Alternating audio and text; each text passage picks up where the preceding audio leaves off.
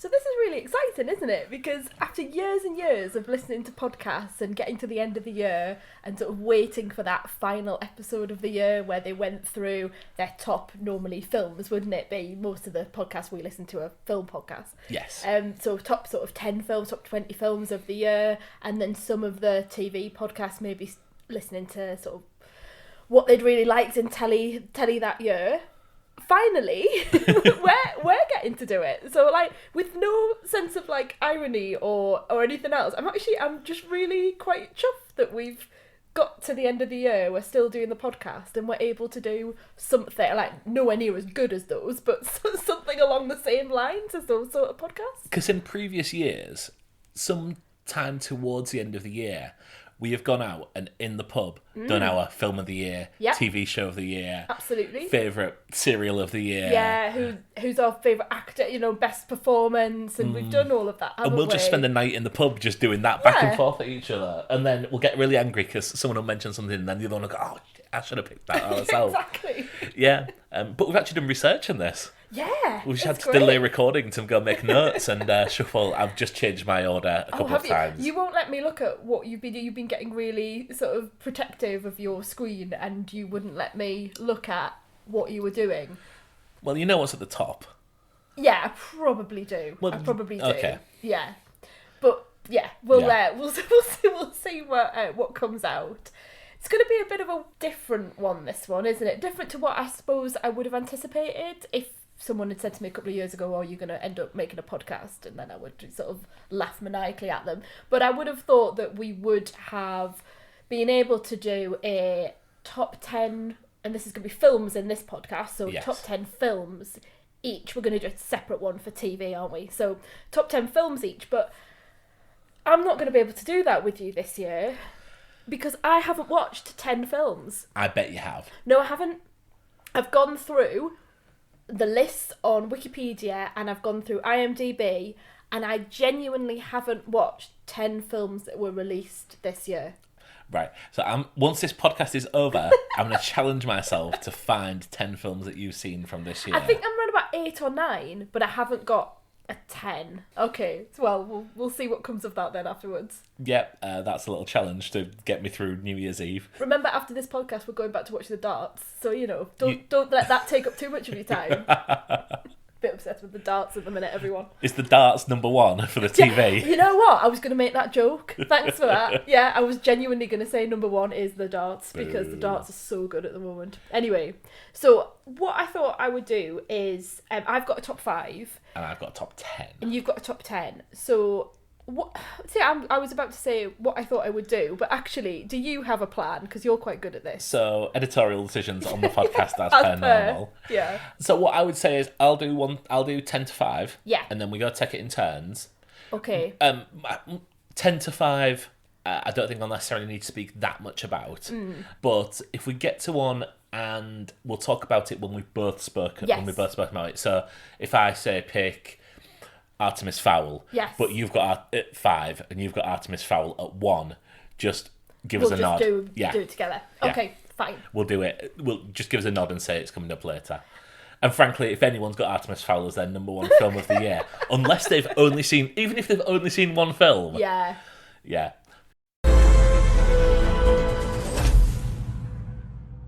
Top of the morning. So, shall I start? You start, because you've got 10. So my number 10 is Hamilton. Right, okay, big question mark here. Is Hamilton a film, or is it a recording of a theatre production? I've thought about this more than you have. Go on then. This was planned to be a major film release, therefore I am keeping it as a film.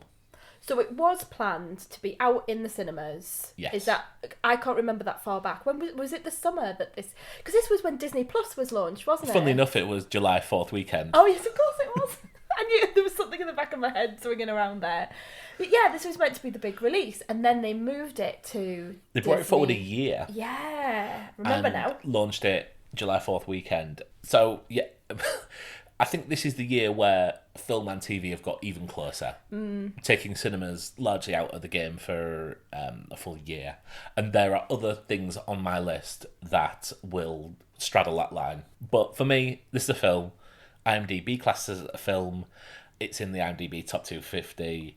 I think it's in the Empire Films of the Year as well, when I had a quick look at Empire. I've not had a look at that yet, but yeah. Yeah, I think they put it as like number 16, something like that. This just hit at exactly the right time. Helpless and Satisfied were my two most played songs on Spotify. You sang, I mean, you still do this now. Every now and again, you'll just sing a bit of a line. Alexander Hamilton. Yeah. Where's and then your family from? And we'll have it in our heads all day. Thanks for that, love. Yep. Yeah. Carrying it on. Mm-hmm. I don't think I need to say too much about Hamilton. If you haven't seen it, just get Disney Plus and just whack it on. You can straddle it 2 nights like we did. We took it into we did it in sections, didn't we? Yeah, just because it's long. It's 3 hours. Yeah, but it's naturally in 2 parts because it is a stage show. Got no longer that than I thought. All right, that's what I'm talking about. Now everyone, give it up for the maid of honor, Angelica Schuyler. A toast to the groom, To the groom, to the groom, to the groom, to the bride, to the bride. from your sister, who's always by your side, to your union, To the revolution. and the hope that you provide. May you always be satisfied. Number 9 is An American Pickle. Oh, I remember you coming back from seeing that because you went to the cinema to see An American Pickle. I did see An American Pickle at the cinema. I went in knowing pretty much nothing, and I was just totally charmed. It's just a really nice film. It's a 3-in-1 film in that it's a third fish out of water film, it's a third about celebrity and hipster culture, and then finally it seems to be about, I thought it was about Seth Rogen's faith, but certainly the writer's faith as a Jewish man living in modern America.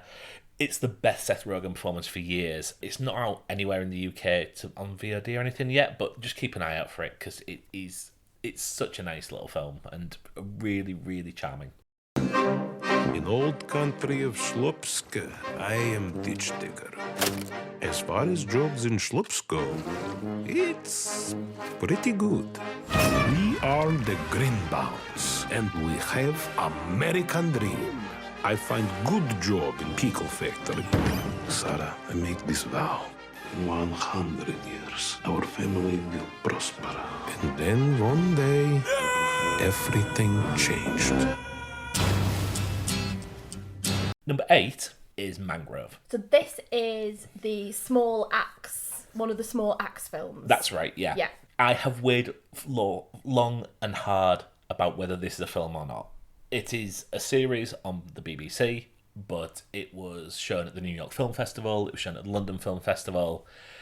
It is 2 hours, 7 minutes long, and just because the BBC are putting it on BBC First, it is a film, to all intents and purposes. The director's name has completely gone out of my head. Please remind me who has directed these films. Steve McQueen. Oh, phew. It's just while you've been saying that, I've been going, why can I not remember? Because this is Steve McQueen doing a number of films throughout the course of this year that they've been placed on the BBC. Do you know anything about this? Because I only from what I've heard, and I watched a little bit of it with you when you were watching it. Was it this morning? Or No, it was yesterday. Yeah, when I'm doing the thing that I normally do, where I sort of tootle around, picking up toys and watching things. I know it's very specifically That paints about... a picture of me, doesn't it? No, it's more about me, Pet. It's must pick up toys, must not have toys anywhere. So yeah, I know it's about black culture, black British culture, a lot to do with racial inequality. I know there's one that's looking particularly at education, which I'm very interested in, about inequality in education. And I know this is very much to do with, Mangrove is to do with the police brutality and institutional racism, which obviously continues to this day. Yeah, so Mangrove was a restaurant in Notting Hill, an area that in the 60s and 70s had a lot of West Indian immigrants. Mangrove was opened by a West Indian immigrant as kind of a hub that also acts as a restaurant for the West Indian community in the area. And because it was owned by black people and frequented by black people, it was targeted by the police without any cause. There were protests from the English Black Panthers. Violence ensued, and the first part of the film covers that far, and the second part is largely a courtroom, just showing the trial of the Mangrove Nine, the people that were charged for inciting riots and a fray. I think the best thing I can say about this is I watched the trial of Chicago 7 earlier in the year, feeling a bit smug that in the UK this had never happened to us. We'd never have this thing that's largely forgotten about, and we'd never have such an instance of something that largely forgotten about, largely talked about in hushed tones. And then Steve McQueen went and made a film about almost an identical situation 2 years later than the trial of Chicago 7 happened. So, puts me to shame. I was educated, I was entertained. There's some amazing performances in this. This is on the iPlayer now. Just, if you haven't seen it, do yourself a favour and go watch it, because it's such a good film.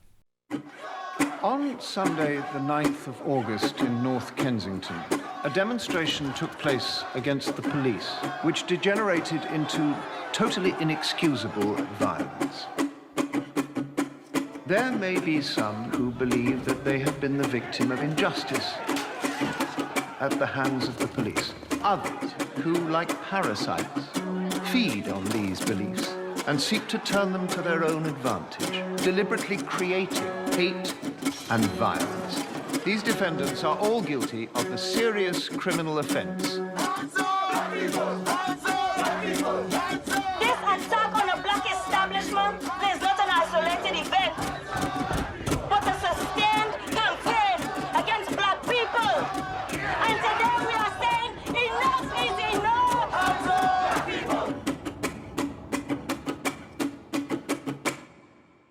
Number 7, and it feels like an age since I've seen this, but Jojo Rabbit. Ah, yes. And you know what? When I've been listening to people's top 10, top 20s of the year, Jojo Rabbit's been coming up more than I anticipated. And I think, again, like you say, it's been such a long time since, or it feels like such a long time since it came out. Well, it was released on New Year's Day. And I think I went and saw it, if not New Year's Day, the day after or something like that. Because you knew it was going to be an Oscar... yes. Something that was going to be talked about at the Oscars, and I remember you saying, I must go and see that because I want to be prepared for the Oscars. It's interesting that it's appearing in a lot of people's top 10 of the years because it got a lot of 1-star reviews at the time, and I think it's probably just the subject matter, which everyone listening to this, I suspect, will be aware of, or you can find it online. But it's an incredibly tough subject, but it comes through, I think, mainly through the performances of the absolutely stellar cast. It's charming, it's funny, and at the same time has those moments where you just get punched in the stomach.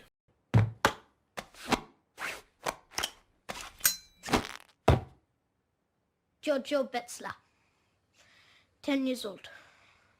Today, you join the ranks of the Univok in a very special training weekend. It's going to be intense. Moving on to number 6 is 1917. Oh, I was about to say the Dunkirk film, but No. no, it's just I get really confused because the look of it, the look of the all the production and the marketing just reminded me of Dunkirk because we had that out the other day. But of course, it's not Dunkirk. It's not Christopher Nolan. It's Sam Mendes, isn't it? Yes, it is. Yeah. Done largely to appear as a one-shot. It is the story of someone who needs to get somewhere else throughout a battlefield in the war zone to spread a message. In 1917. Yes. I forget what year it's set. Yeah. And the camera just tracks and follows through mud, through wreckages, through gunfights, through bombs. This is a stunning piece of work technically. I don't want to watch this at home because I'm worried that it might not hold up on the TV screen. Okay. You haven't seen this, have you? I haven't. You came back and told me a plot point which was you felt would be quite triggering, and therefore I haven't felt that I was able to watch it. I don't remember what that was. Yeah. I do now. And I don't want to say what it is, just in case anyone else hasn't seen it. But you warned me and you said, I think you did that thing you do when you come back home. This is, just to show everyone what happens. When you come back home and you say, are you going to watch it? And I go, nah, probably not. And then you tell me the thing that has stayed with you. And you told me a thing that stayed with you or happened in the film that you didn't anticipate that had a resonance with our own personal circumstances. So that's stayed with me, and therefore, even though it's on like streaming services at the moment, I haven't felt that I wanted to watch it. I probably will at some point, but I'm not in the mood for a war film at the minute. Clearly, it's not stayed with me, but No. it's been a bloody long year. Yeah. So, so well made. We're now living in times where every single action film you see tends to have a long tracking shot, but this just set the bar and set it so high. I'd recommend going to see it, apart from you, apparently. Thanks. The funniest thing about 1917 is, to myself, I'm going, oh, that won the Oscar. Oh, that won the Oscar. And of course, it was meant to win the Oscar, wasn't it? It was an absolutely Oscar-friendly film. It was Sam Mendes. He's always winning an Oscar. It was beautifully shot. There were fantastic performances. We were all told about this one shot. And when we did our family quiz a few months back, we did a question about who won the Oscar, and the majority of the people during our family quiz said that 1917 had won the Oscar for Best Picture. I sometimes get really confused because I think it was, in inverted commas, it was supposed to win. It was that Oscar-friendly film, and yet it didn't. So Just as for La La Land.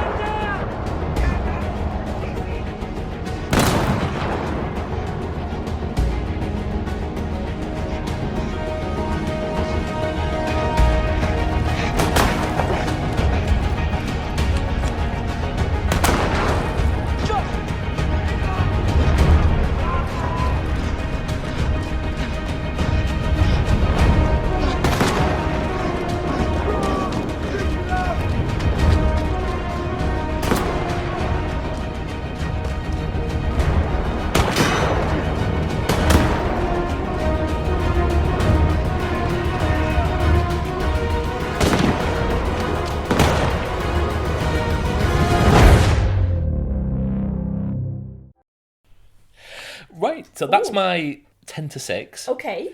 Do you want to tell me one of yours now? Okay, so my number 5, you are so going to roll your eyes at this.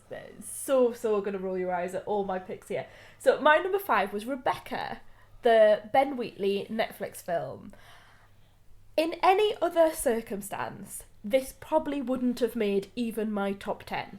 But as we've already said, I haven't seen many films this year for all sorts of weird, wonderful reasons. So when I looked at what I had seen, Rebecca actually was something that I really enjoyed. I know I was expecting from Ben Wheatley more gothic, more horror, and therefore I was really surprised that it was just a standard period drama. But you know what? In this year, I just wanted a standard period drama. I wanted a bit of Keeley Hawes hamming it up. I wanted a bit of Sam Riley being the always a baddie, always he's a wrong'un. I just wanted some of that, and that's what I got. I think Lily James is always captivating. I think she's absolutely just beautiful and engaging, and the whole idea of Mandalay, which of course I knew was Hatfield House and kept mentioning the entire time. Oh, we've been there. It's actually not really Mandalay. It's this Elizabethan manor. Just let you know, we've never been to Hatfield House. Have we not been there? No. Oh, I have. You're talking about someone else. No, I'm not. No, I think it's just I have been there so many times. Yeah, that was my number 5. And like I say, in any other time, it probably wouldn't even have, sniffed into the top 10.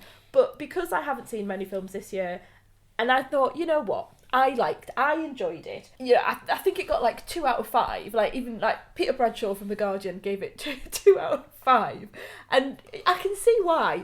I think it's got like 40% on Rotten Tomatoes. I don't care. I enjoyed it. I'd watch it again. I didn't hate it. I think it was a perfectly serviceable film, but when you have such a history of the original, such an expectation from Ben Wheatley's work, for me it's a 3-star film. I could have done without her twatting around in Monaco for 20 minutes at the beginning. I like the bit in Monaco. I like that bit. But it's not what you're there for, is it? I like the idea of being in Monaco and sitting out on a balcony and eating lovely food. Watch Wish You Were Here.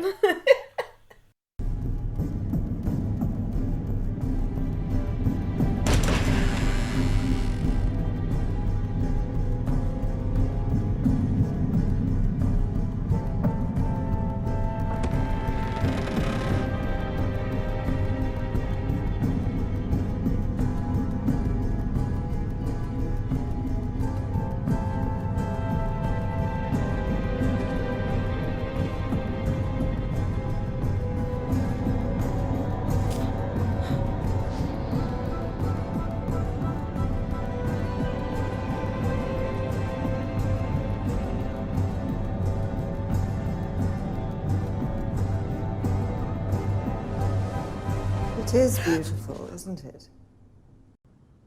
I keep it just the way it was. It's as if she'd just gone out for a while. So my number 5 is The Assistant. The Assistant. You've talked to me about this recently. Yes. Have you seen it recently? I saw it on Boxing Day. That's it. When you were asleep. This is directed by Kitty Green and stars Julia Garner, who I know she was in The Americans. I don't think she's been in anything that you'll have seen, although I might be corrected. Do you know anything about this? You have told me about it, and I am now racking my brains as to what you have said. Okay. This is a day in the life of a Hollywood assistant. It would go too far to say that this is a personal assistant. This is someone at the very lowest level of Hollywood, acting almost essentially as a dog's body for a Hollywood producer who may or may not be called Harvey Weinstein. The camera follows her about as she goes about her task, filling the fridge with water, ordering lunch for people, but also this is set in a pre-Me Too time. And so she finds things on office floors. She has to take deliveries of things. She has to accompany people who have been flown in from a city to work at the office that she feels probably shouldn't be sat working there. This is incredibly, incredibly powerful. You never actually see the producer. He is... Occasionally you will see a shadow walk past the screen. You will hear a voice conversation between them. They will converse via email. It is such a brilliant take on that. It's really powerful. It's really quiet. It's a really lo-fi film, and I think a lot of these are because when I like films, and this is a preview of what's going to come up, I like films that are sort of one end or the other of the scale.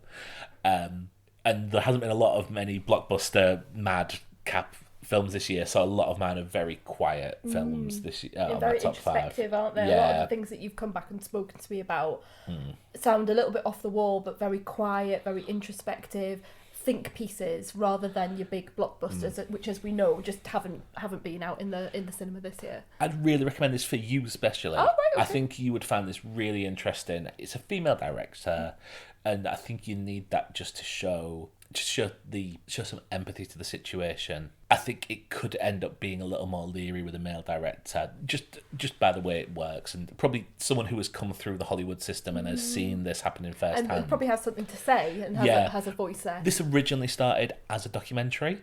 Okay, right. And there were interviews done with people, but then they realised it would be better told as a piece of fiction based on the accounts of people who work there. Yeah, it's on Sky Cinema right now. It didn't get a lot of publicity at the time. I haven't really heard about it, no. It's got 1.5 stars on the Sky Cinema Guide. Really? It's On got the like Cinema Guide? Yeah. It's got a 6 rating on Why IMDb. do you think that is? After what you've said, why is that the case? Because I think if you say it's about someone who's working in Hollywood in a Me Too environment, I think people go in expecting bombshell. Right, okay. And this definitely isn't that. This is so subtly... It's as much about the people around this executive and how they react to everything than it is the actions of the executive themselves. Okay. But it's so interesting. It's only about 90 minutes long. It absolutely flies by.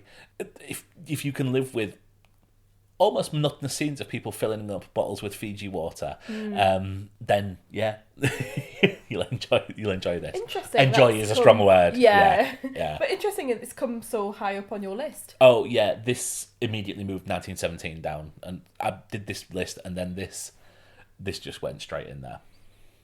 Have a seat. Whatever's going on, you can tell me. That's what I'm here for. You're relatively new to the company. I mean, I've been working here for nearly 2 months. And you're under a lot of stress.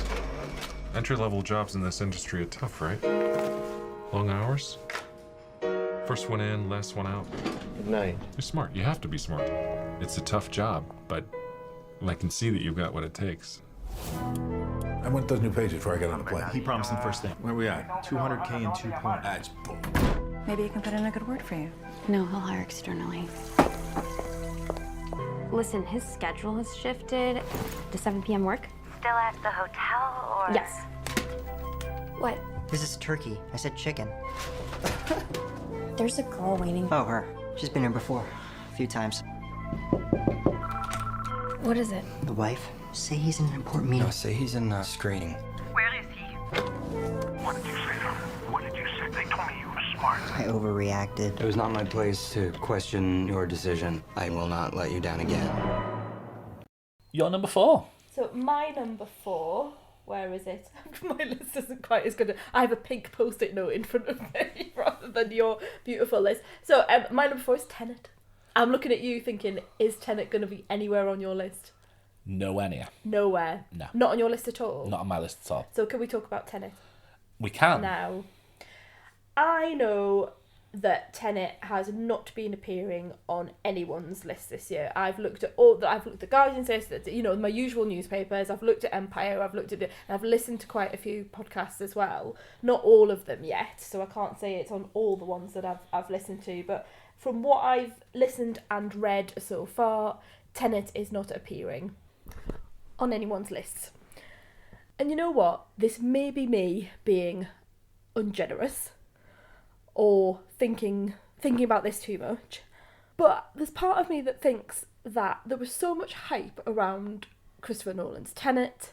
Tenet was going to save cinema. There was this idea that he wouldn't put it on any of the streaming services, that he would only allow it to be in the cinema because he wanted to put the work of his actors, his crew, all the people around his production, but also all the other cinematic productions as well, and the people working in cinema. There was all this talk around it, that the hype was built up to so much extent that when it did come out, people quite enjoyed tearing it down. And there is part of me that thinks that there's something a little bit, oh well, it failed, to the not putting it on the list. Now, I may be overthinking it. I may just feel a sense of empathy with Christopher Nolan for going out there, for making this film, for, putting... I always think, when someone's really worked really hard on something that they clearly really, really loved and they wanted it to be in the cinema, they talk a lot about what is happening in the world at the moment and trying to save jobs, etc., etc. I'm not going to go into it too much, but there's something there that, makes me think that maybe we've done him a bit of an injustice in it's not going to be in people's top 2 or whatever. I can totally understand there are a number of other films out there that have captured people's imaginations, but to leave it off sort of top 20 films of the year, there's part of me that feels like there's a bit too much joy attached to that. Oh well, we're not going to put it on there. We're not going to put the one big blockbuster of the year. It's just not going to appear on there. I wanted to put it on my list because I didn't understand it. I found it massively frustrating. It boggled my mind, but I still think about it now. And I loved that experience of going to the cinema, and we hadn't been in such a long time. We went together. It was the one time we've been to the cinema together this year. Thanks, John. Thanks, John.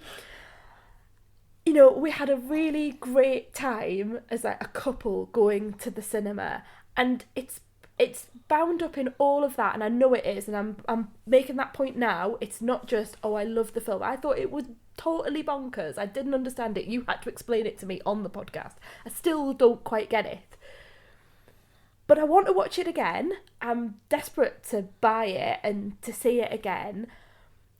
And I sat in that cinema just having the time of my life. The big bong music, the vibrations, the action. I loved Robert Pattinson, and this a little bit John Hurt he was coming out with, I thought, at times, and I thought John David Washington, who I didn't really know, was such a compelling presence. I'd really like to see him in other things. Kenneth Branagh was was playing a Bond villain, a terrible, terrible Bond villain. You know, all of those things I can still remember. I still remember seeing the waves going backwards and jumping up buildings. I can talk about it with a real sense of joy, and that's why it's made my number 4. So, I don't have any problem with you putting it at number 4. I have a problem with it being a badly made film. There are badly made films that nearly got on my list due to numbers were eked out. Bill and Ted Face the Music is not a good film, but as soon as Missy came on screen, getting married to Deacon, a big smile came on my face, and that remained the way all the way through the massively flawed plot. And in an earlier version, that was in my list, as was Bloodshot, which was the first film I saw back at the cinemas after they reopened. And I still stand by that that's not a bad film if you give it half an hour. But when people are en masse coming out saying, I couldn't understand what people were saying, that is just a badly made film. There's nothing about that, and that should never have reached that stage in the cinemas. I don't necessarily get the glee. I think people are strongly disappointed about. I don't think it's glee. I think it's just disappointment. They're not angry at it. They're not upset about it. They're just massively disappointed. Because there's no one who's a bigger darling of critics than Nolan.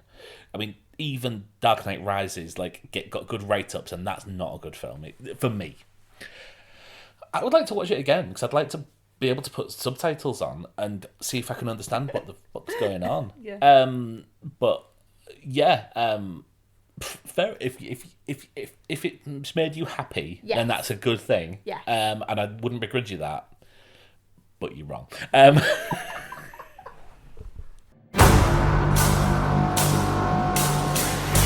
You want to crash a plane, but not from the air. No, it's so dramatic.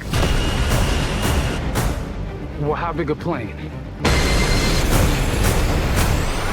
That part is a little dramatic. My number 4 is Saint Maud.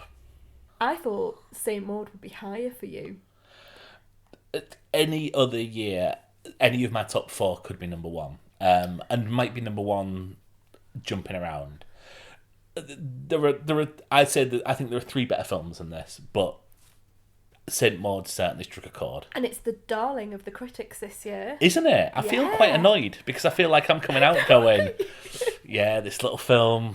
You came home and you just said that was 5-star. But you told me the plot. I went, oh, that sounds ridiculous. And then you went, it's 5 stars. It's 5 stars.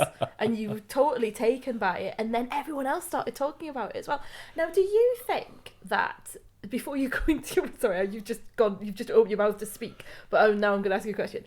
Do you think that in any other year, Saint Maud would have got the attention that it has? Because this is, again, like you say, it's a small film. It's a quiet film. It's a little British horror. And little British horrors don't normally get very much attention. I don't think... So I'm seeing various people's top 10s, something like this. This is always a film that would appeal to, for example, Mark Kermode. Because it's a horror film with a little bit of religion sliced in there. Nice. And they appear on his top 10, being a fan of his, they appear on his top 10 films all the time. Absolutely. So I've watched a lot of them, and I've gone, what? For a lot of them. This just worked for me. It's directed by Rose Glass, who's a first-time film director. Stars Morford Clark, who's a British actress. She was in a film that may come up later on. Oh, it might. And this is a star-making performance for her. I know that there's a lot of hyperbole come on my reviews. I think this is one of the greatest performances I've seen from a British actress. She stars as a care worker. She's had something happen in her past, and we never find out what it is, but it's hinted at all the way throughout the film. And through that, she's found religion. She's in private healthcare, and she takes care of Jennifer Eel, who's a ballet dancer, who's terminally ill, is living her life still, and Morford Clark's character Maud feels the need to save her soul. And to top it all off, it all takes place in Scarborough. Which is 5 stars in itself. One of your favourite places. Yeah. Like, genuinely. Yeah. You go to Scarborough all the time. Yeah. But in better times. Yeah. But the seafront and the mood and the cliffs and the sound of the water, it all just adds to the mood of this film. I cannot tell you what happens because no, you cannot. But all I can say is the best review I ever saw was the one from James Dyer, who came out and tweeted, "Fuck me," and that was what they used front and center on their digital marketing when it came out in the cinemas. and I came out of the cinema, and I came out and I said, "Fuck me." Yeah. That is a film. Yeah. I would like to see it once it comes out on the streaming. It's not one to background watch. Is it I not? think it's Okay. all in the mood, and I would recommend maybe putting on headphones and watching it on a Right. yeah. 'Cause I think Do you I need a that. pillow? Is it a horror? Is it sort of a supernatural type thing? No. Do I need to hide behind the sofa for this? It's not, but it's not. It's not people with sheets over their heads going around pretending to be ghosts. It's not Casper. It's... What would I compare it to? Yeah, it's more... I'm not going to compare it to anything because I think to do that might give a clue to where the film might go. For example, horror that I love, American Werewolf in London. It's gruesome, it's right in your face, there's a lot of blood. Is it more American Werewolf in London or is it more Paranormal Activity in terms of a horror? Neither. Okay, right. That's really helpful. Thanks, love. Yeah. If I told you a film that it would go would it closer just be too, to... Yeah. Would it just be too much? Yeah. Yes. I think it would give away where the film's going to go. Fine, okay. Let's not do that then. Dear God, here is Amanda. Well, you know that. Thank you for bringing us together, Lord. And thank you for this meal, which we gratefully receive. Bless Amanda's body, which is hurting now, but has done so many wonderful things. And bless her mind, which is shrouded in darkness. And reach out to her like you did to me. Amen. We're in top threes now. I know, my number 3. I think this is going to take you by surprise because we have not spoken about this film. So are you ready? My number 3 is A Beautiful Day in the Neighborhood. I thought it might be on your list. Oh, man. Well, you came off... Well, we did talk about it. You watched it and said, "Oh, that is such a lovely film." It is a great, great film. And it's not the film you think it's going to be. That's what I was just about to say. Yeah. It's not the film that you think it is. When you hear about, like, I don't know anything about Mr. Rogers. Like, being from the UK, we don't know Mr. Rogers, do we? We know Gary Wilmot and Playdays. Jeffrey from Rainbow. And yeah, all of that sort of stuff. We've got our own sort of like... Dave Benson Phillips. Exactly. Whitebird. Yeah, all of those sorts of things. Are you going to come up with any more? Yeah, all of them. Lizzie. So yeah, we've got our Roger and Freddie. We've got our set Mr. Tumble in the UK Balamory of children's TV and children's presenters that we've known growing up, particularly as kids. Like, you stop now. Particularly as kids of like the 90s and the 80s, right? So we've got our own sort of, we've got our people that we know. We've got our own references. Yes. Now, Mr. Rogers is obviously this big guy in America that I had never heard of until this came out. Tom Hanks is playing Mr. Rogers. He is well-known, lovely children's TV presenter who is beloved of American TV. And you've got Matthew Rhys playing a journalist called Lloyd Vogel. This is because it's a real story. The journalist is not called Lloyd Vogel, which I found really odd. I was like, why did they not just call him who he was? I think his name was Tom. But anyway... In real life, the journalist, played by Matthew Rhys, goes to interview Mr. Rogers under some duress, it has to be said, for Esquire magazine. And what I really like in the film is they use Esquire and they show you Esquire at that time. And I quite like that. It was a bit of a period piece, really. He goes to meet Mr. Rogers under duress and they strike up a friendship. And to say anything else about this, a bit like St. Maud, would be to give quite a lot away. And you would be surprised, I think, to hear me say that, because you would kind of just think that this is one of those, he meets Mr. Rogers says things about him, he thinks about his life different, that's how he teaches him something. This is such a clever film, and such a deeply emotional film. And I think part of that comes from the performances. Hanks got a number of nods in terms of supporting actor, and I was really surprised to see that Matthew Rhys didn't get any. I was looking it up, like what were the nominations here, and Hanks got nominations at the Oscars, got nomination at BAFTA, or a load of others, Golden Globes, things like that. But Rhys didn't seem to get a shoe-in, or maybe he just got a few compared to Hanks. Now I think Rhys is absolutely up here, you know, with Hanks on this. He is playing someone who has a traumatic past, who is dealing with things in his personal life. He's a first-time father, and things are coming out in his life, and the complexities and the beautiful characterization that Matthew Rhys brings to the party here is just wonderful to watch. I think he's absolutely compelling, engaging presence on the screen, and is really going toe-to-toe with Tom Hanks here. To me, maybe he didn't get supporting actor because he's really the star of this. I was going to say, show. Who is the star of this? Well, is it? It is a two-hander, but I think Rhys is on the screen more than Hanks. But then again, he should have got, you know, lead actor. I feel he should have got more recognition for his performance. I think it's probably one of them things where if he's the secondary, he probably does get a nod, but he's not going to go up against the powerhouses of awards season. Yeah. And I love Matthew Rhys. Yes. I think he's such an underrated actor. Totally. And he appears in so many things that are, I mean, I saw The Post that he was in recently, but also with Tom Hanks. Yeah. Although I don't think they share a screen in that. And yeah, I really do want to watch this. And I think only based on what you said, because when it came out at the time, I thought, well, that's not for me. Well, I think this is for you as a first-time dad. This, I think, as a film for dads. Will I cry? Yes, you will.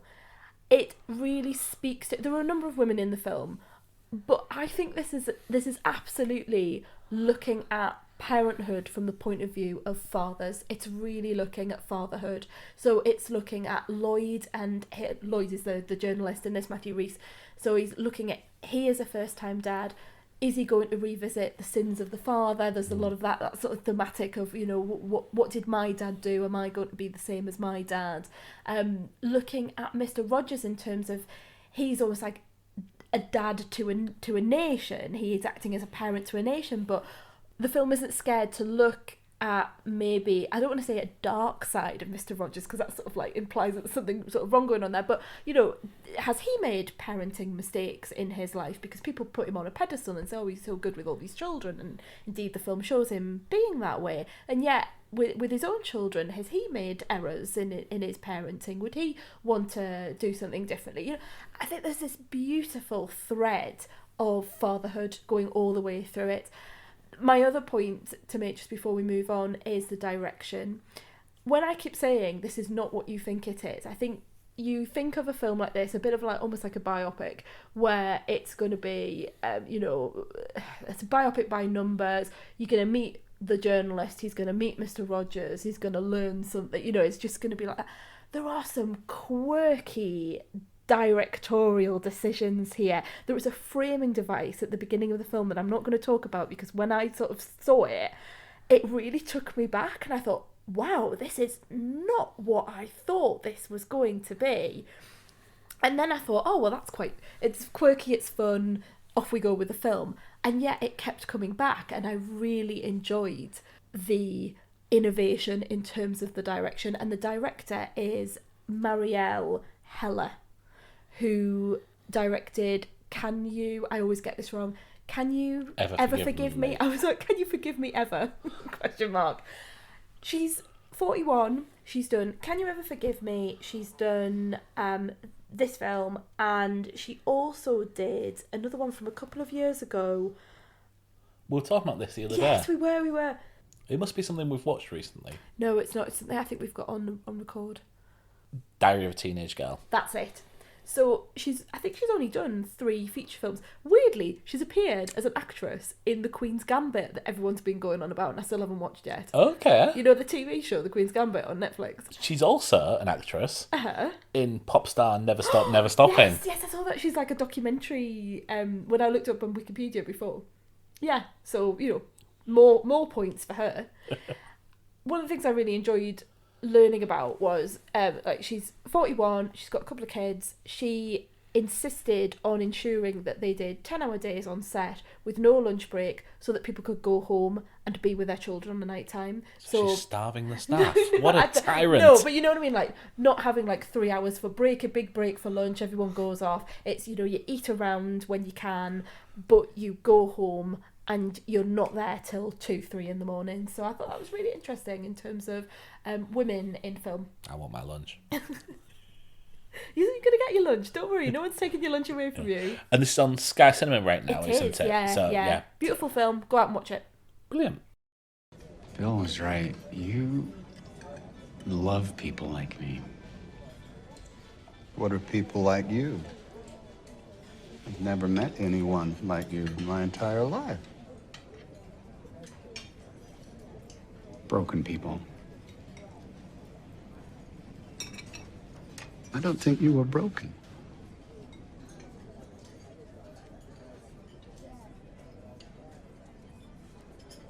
I know you are a man of conviction.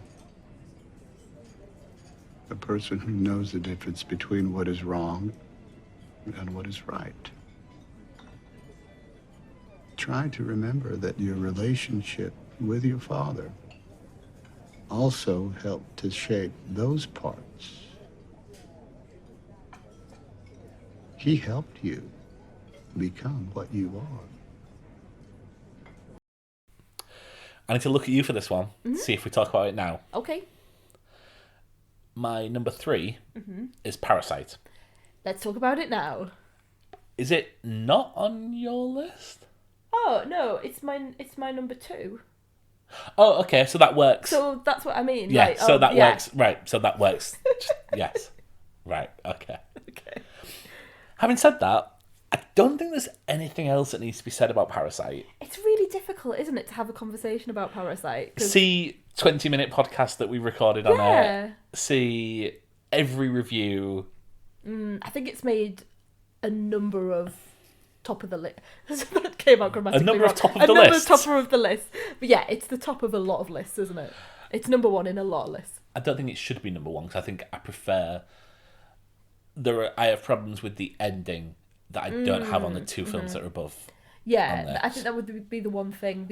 It goes on a bit too much, doesn't it? There's a 4th act that I don't think it needs, but it is a phenomenal achievement, and in any other year it would probably top my list.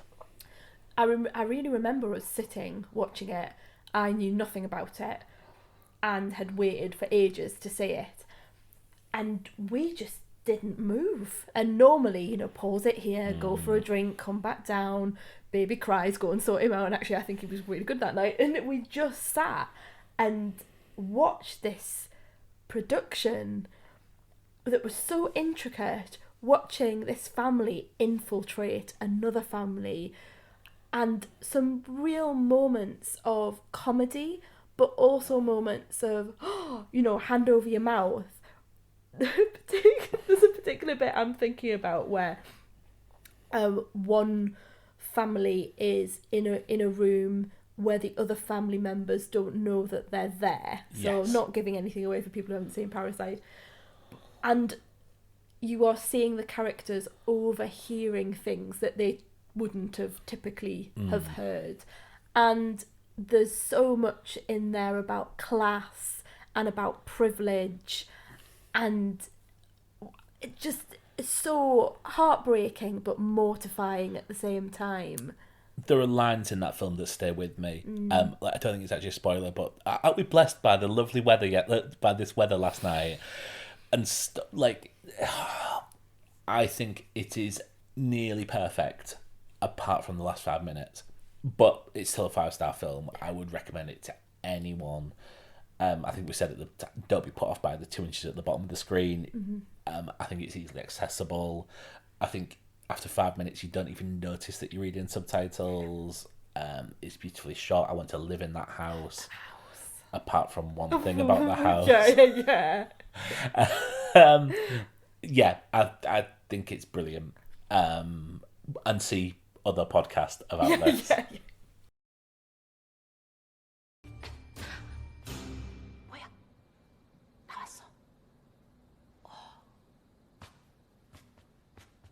저기 벌써 끝내셨나 봐요.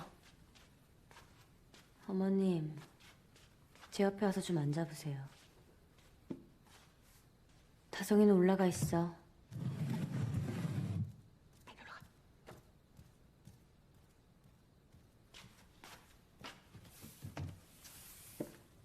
다송이가 좀 전에 그린 건데요. 아, 네. 저 어머니랑 둘이서만 얘기 나누고 싶은데. 아, 저기 이분은 아니요. 자리 좀 비켜줘요. Right then. Oh, so that's your number That's two. my number 2. So we've done 3, we've done 2. We're at 1. Oh no, No, we're not. no, I need to do number you 2. need to do 2. You need to do 2. My number 2 is Rocks, not to be confused with the Sofia Coppola film On the Rocks. This is directed by Sarah Gavron, who did Suffragette and Brick Lane. I think this is the least known film on my list. So, Rocks is about a brother and sister in a single parent family living in the outskirts of London.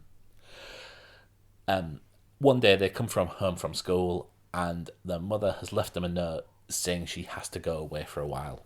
And it follows the two of them as they just try and cope. They don't want to get their mother in trouble, so they try and keep things from the people around them and people who are trying to help them. But as they carry on making these decisions, they get further and further into trouble. This is such a lovely film. It's played largely by non-trained actors. So Bucky Bakray, who plays the titular Rocks, she carries every scene so well. I don't understand why we are giving actors awards if someone can just come in and smash it like this. Good point. Danjalao Osei Kisidu plays her younger brother Emmanuel, who is so innocent and charming and sees the world through child's eyes. He has the best cut out of anyone this year, including Lenny James's character in Save Me. The Yellow Puffer. This had such a troubled release in that it came out, it smashed the the London Film Festival. It got a 5-star review in Empire, and the week that it was due to be released, cinemas had to close. I think it made maybe a few cinemas around London, but they were forced to go to Netflix. I just think Netflix, it was really hard to find on Netflix. I had to it sounds stupid, I had to type ROC into Netflix search on the weekend it was released just to find it. If you do that, you will not be let down. It is such a lovely film. The cast are amazing. It's funny at times. It's really tense at times. It's heartbreaking at times. It really is an absolutely superb piece of work. And I'm tempted to go back and watch Suffragette, which is not a film that I would normally watch, just because I'm so interested to see Sarah Gavron's other work. Okay, that's really good. I think on the back of it, Bucky Bakray's actually got a scholarship with the RSC, which that's life changing for her, because she is just someone who grows up on an estate in London. Looks like she's got some other things in her IMDb, but small credits, just starting off with that. But this is such a lovely film and it needs to be seen, so please do. And that's on Netflix, like I say. Let him serve it. I could see. Okay, let him serve the eggs. Come on. Let me serve the eggs. No! Yeah, leave him. Come on, you're far too mature for that. No, you eat your egg. Don't tell me what to do. I didn't have to do that. You're going to eat or what? Shall we say the Lord's Prayer because we're eating yams? Okay. Our Father, He's up in heaven. Hallowed be thy name. Thy kingdom come. Thy will be done on earth as it is heaven. Give us this day our daily bread, and give us our trespasses, as we forgive those who trespass against us. And lead us not into temptation, but deliver us from evil. Amen. Amen. To the remix. Preacher. Thank you. Go on, number 1. Unsurprisingly, it's the personal history of David Copperfield. A film that you said was okay, and I said was brilliant. And you know what? I've sat and thought about, is it Parasite? Is it David Copperfield? Is it, and part of me thinks, well, of course it's Parasite. Of course it's Parasite. But you know what? I just loved that. I think it just ticks a lot of boxes for me. It's a period piece. It's a Dickens. It's got every British actor you can think of just popping up in every scene. Morfydd Clark. Yeah, absolutely. That you sat in 2 roles. Playing his mum and later on his girlfriend. Bit weird, but there we go. Freud has a field there. But I just loved it. Every scene, sumptuous. Every time we just moved on in the story, such a pace, but innovative, and the movement from one to another. There's a really interesting thematic pieces to do with mental health and how we pigeonhole people in certain roles and they don't want to be in those roles. I could just go on and go on and go on.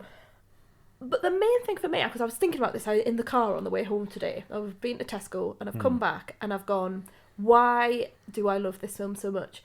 And I think it's that idea of writing the diary, of being the storyteller, of putting things down on paper. And it hadn't just clicked until I sat in the car today and it really just went, oh, of course. The personal history of David Copperfield, personal history, doing a diary, writing a story. It's something that I do in my professional life. You're just laughing now, I know. But yeah, I do. I write a lot academically about storytelling and narrative and your personal history. And I've written a lot about writing a diary and what it is to write a diary. And I think that's what it is. I mean, you have a PhD because of this. So, yeah.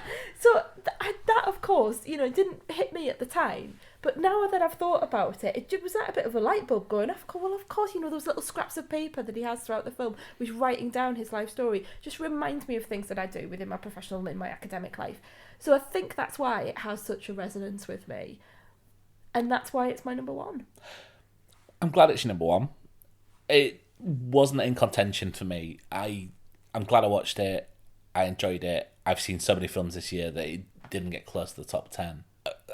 I mean, we've done this quite recently on the podcast, so I have issues with the storytelling. But I think the film that it goes with so closely this year, and you're not going to expect me to say this, and this is a film that you purposely didn't watch because everyone said it was actually all right. Sounds like me. Is Enola Holmes. Oh. They share a style, and whereas you see in the way in David Copperfield, you see a page turn and the page then turns into the scene. It's very much how Enola Holmes goes. And that was one of Netflix films that was all over the place for a weekend. And only when I was going through what films I'd seen this year did that come up to me and go, oh yeah, I forgot about that. I quite enjoyed that. Yeah, I think it's a fine film and I'm really glad that you got a lot out of it. But it's the second best Morfydd Clark film of the year for me. And we forgot to say actually in our review that a number of the scenes were shot in Hull, which has a particular significance for you and I. I was looking through. It was filmed on the street which I used to live, which is shown to be one of the most affluent parts of London. I'll tell you what, my flat was not affluent down that street. And you would never know that it was Hull. I mean, it's amazing, isn't it? And you said it's just that one street. And you were telling me, like, what was at the end of the street that way and what was the end of the street on the left. But this tiny... I just love the idea of, like, the filmmaking, that they took this tiny, tiny bit of Hull, this little back street of Hull, and made it into London. I mean, there is other parts of Hull that are shown on it. It's not just this one street. Yeah, but that's what I'm thinking of. Don't just make out like, Hull's got this one street that's really nice. No, but actually, part of it, they don't make it look nice. They make it look quite run down, and yeah. Yeah, I mean, Hull's a beautiful city in parts. Yes, I'm not disputing that. I'm just saying, from a filmmaking perspective, it was interesting for me to see this one, this tiny, tiny bit of your city of birth, and for it to have been created into this London street. Mr. Dick! Is it lunch? The troubling thoughts from King Charles's head, they weigh you down. Yes, I try and keep them in order, but they do pile up and oppress me. As I die, I move from the corruptible crown to in... No. Mr. Dick, we can release them. We can cast them to the wind.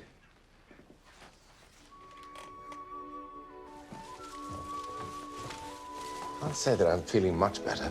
You have to fly it first. Come on. Kind time! Lead on! Lead on! That's it, Mr. Dick! can't believe it. The sky is absorbing my words. The higher the words go, the clearer my mind becomes. Oh, I haven't felt like this. It's as if I'm reading for the bar again. Before everything, I used to share a staircase with Tommy Traddles, who's a terrific fellow. Un camarade très formidable, as the French say. Well, now, there's the thing. I'd completely forgotten that I can speak French. This is a remarkable day. it's a delight to see you so liberated. Isn't that magnificent? Beautiful.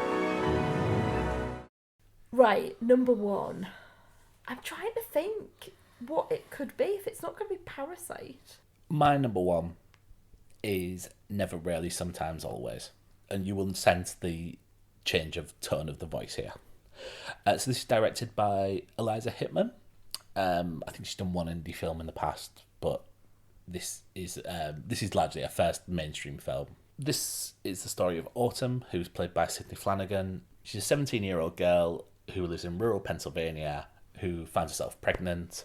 She decides it would be best for her to have a termination, but the state rules say that she can't do that without parental consent, and her family situation is such that she feels she cannot reach out to her parents or people responsible for her to do that. So she has to travel to New York with her cousin Skylar, played by Talia Ryder, where the state rules are different. This is almost as if it's a fly-on-the-wall documentary.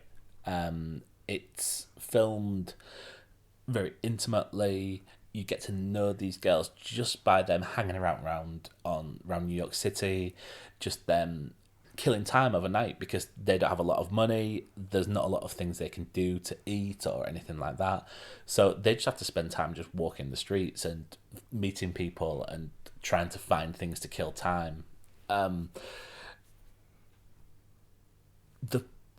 The things that they show in this is that even though the system is in place to put barriers up for people in this situation, there are people inside who really care. There is a long scene, which is a one-shot of an interview that takes place with a care worker. And the title of the film comes from the questions which she asks, the multiple choice questions. So she will ask a question and the answer needs to be, is it never, is it rarely, is it sometimes, or is it always? And that's kind of a 5-10 minute scene just on Sydney Flanagan just sat in a chair.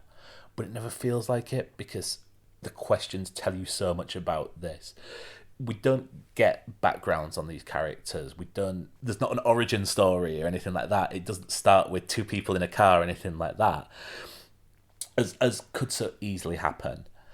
We just see the situation they are in and how they are trying to move on from it. This is a female director, and this could only be done by a female director because it's so powerfully done.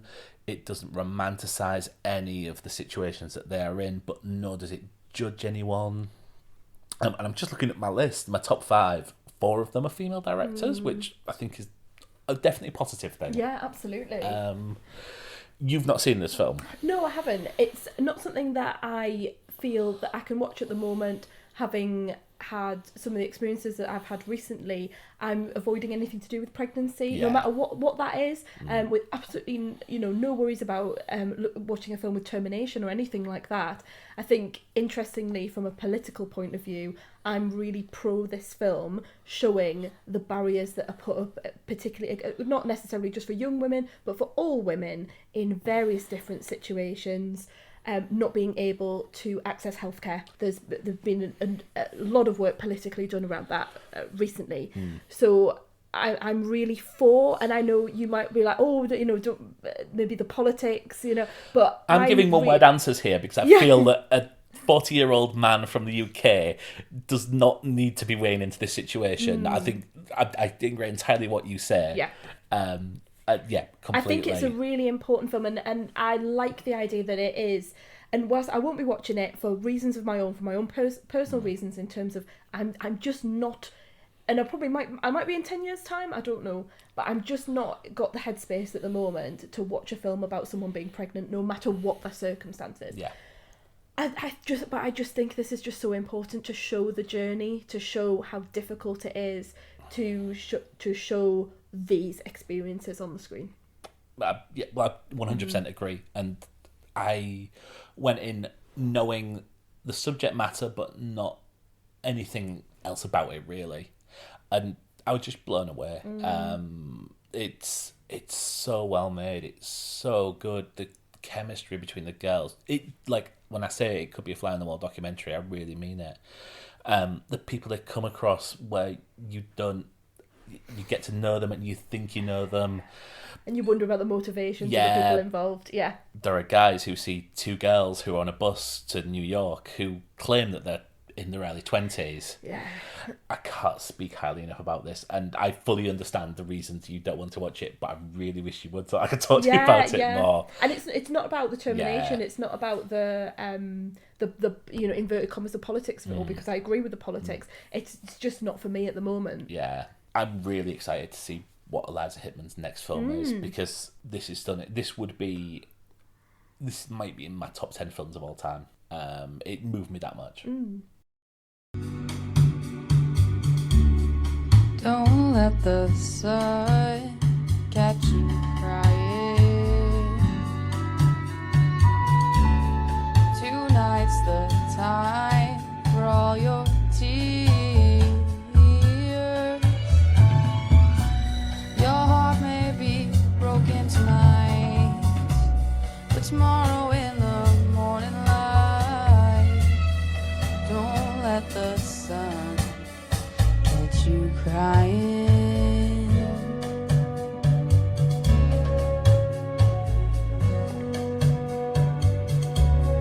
The nighttime shadows disappear, and with them go all your tears. The sunshine will bring you joy for every girl and boy.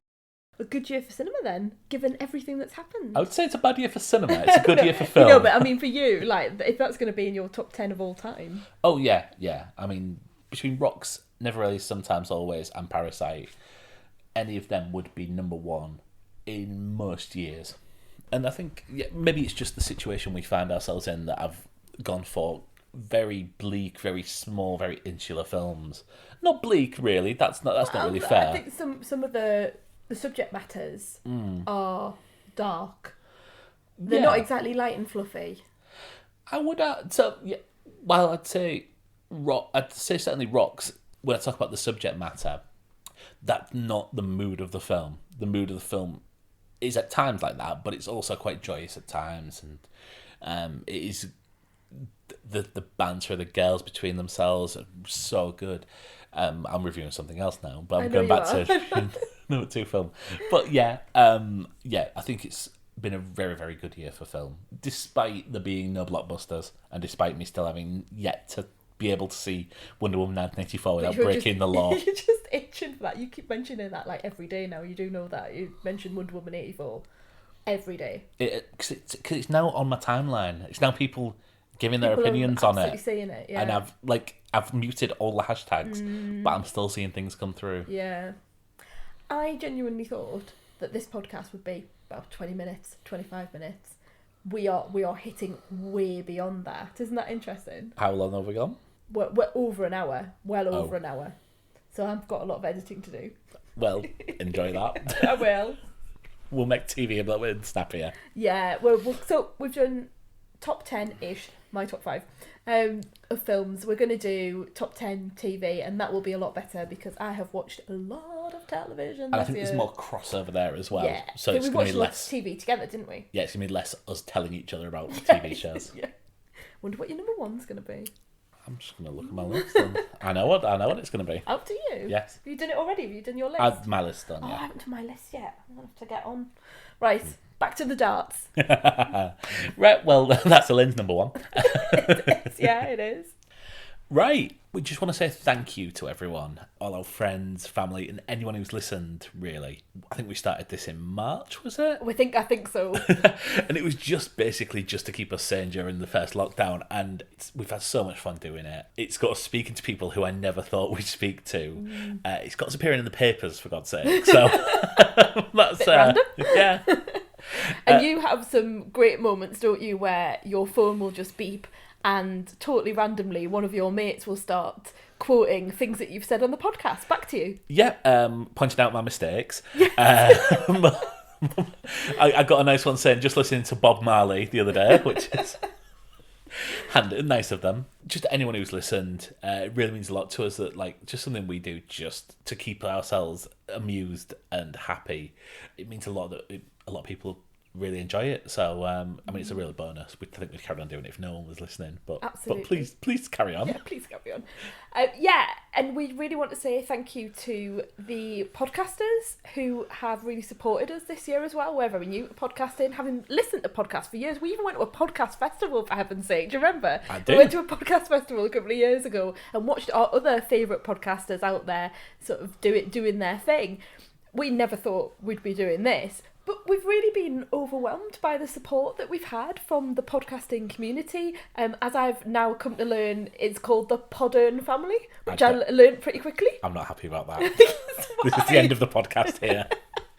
But yeah, thanks to everyone out there who also does podcasting, and thanks for supporting us. And a particular thank you to our friends Rob and Rob from the Movie Robcast, who are proper film critics who do proper film podcasting and have been really kind and invited us on their podcast to talk about Jaws and more recently to talk about our top films of the year. So if you're out there, you're really wanting top films of the year, top performances, best supporting actor, a real review of the year, please go and check out the Movie Robcast's latest episode. It's absolutely fantastic. It's so detailed, it's really entertaining, they really take you through all the films of the year. I'm currently working my way through the ones I haven't seen on their list, so I think I've got Hearst next is the next one. Fabulous. So look, thanks to both of the Robs for really cheering us up this year and for letting us come on your podcast. It's been fantastic. Thanks guys, we really appreciate it. It's really made our year to appear on other people. We didn't think we'd be doing this one, never mind appearing on other people's. Absolutely. So big thank you to everyone out there who has listened and who's engaged with us throughout the course of the year. We will be back with more film reviews in the new year, and of course we'll be back with our TV reviews pretty shortly as well. Absolutely. Yeah. See you soon. See you later. Bye.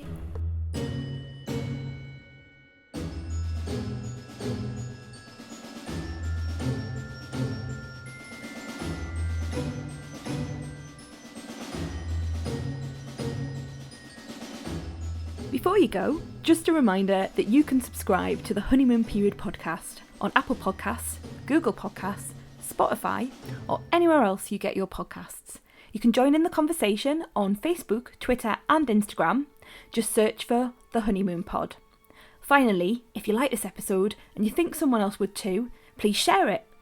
See you next time.